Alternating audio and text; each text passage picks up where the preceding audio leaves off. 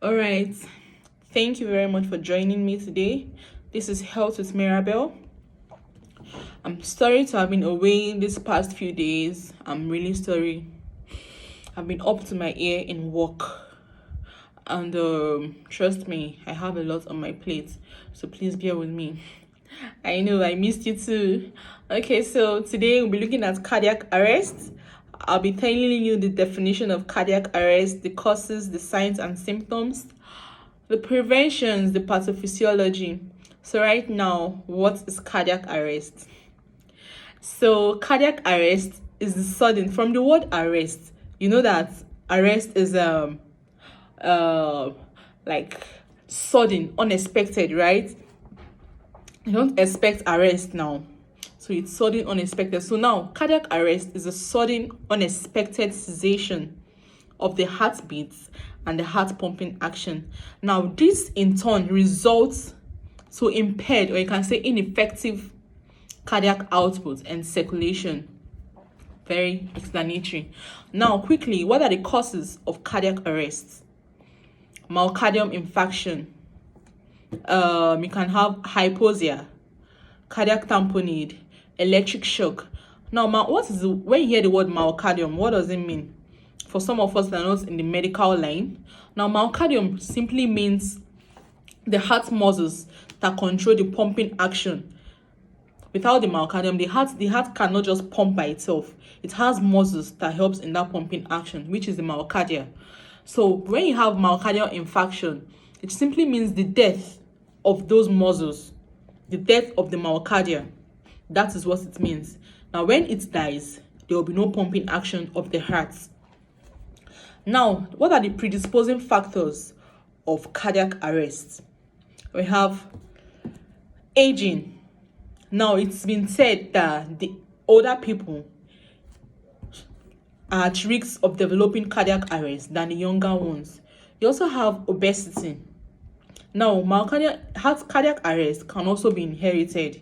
Yes, it can. Now, I mentioned obesity already. You also have diabetes. If you are diabetic, you can be at risk of developing cardiac arrest if you don't take precautionary measures. Now, what else do we have here? We have blood cholesterol. If the cholesterol level in your blood is too high, you might be at risk of developing cardiac arrest. Now, let's quickly look at the pathophysiology of cardiac arrest.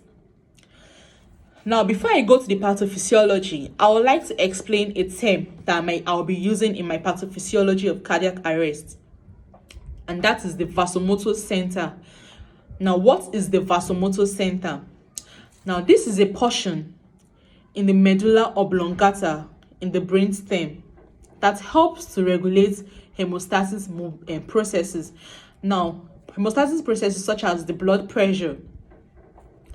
Now, the causes listed above will abruptly cut off the vasomotor center in the brain.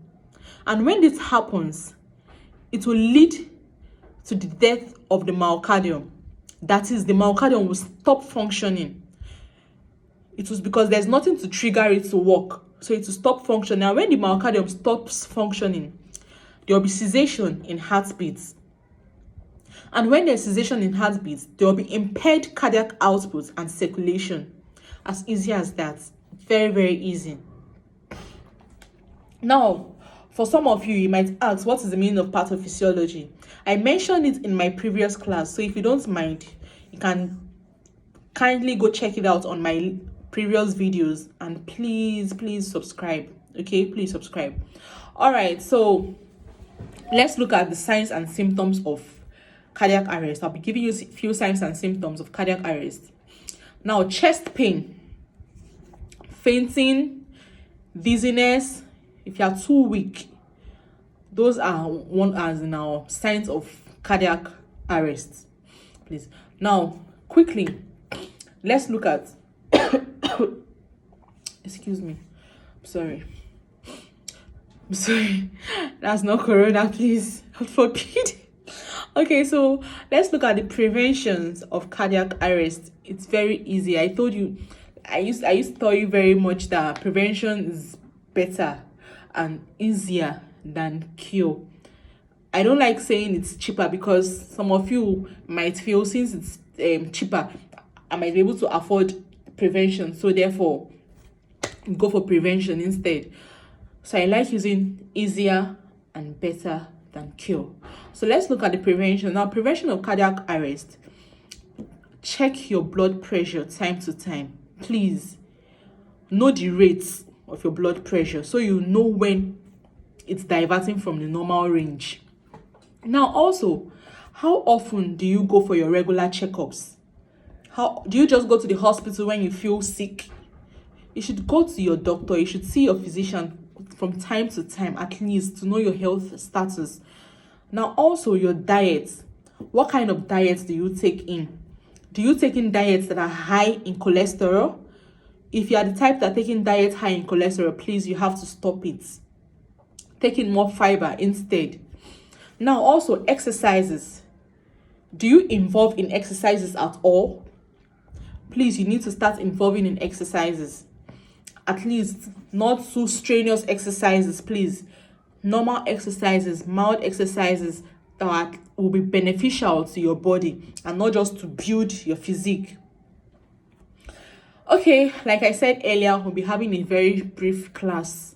So please, I guess and I hope you've learned from this short class. Thank you very much for staying with me.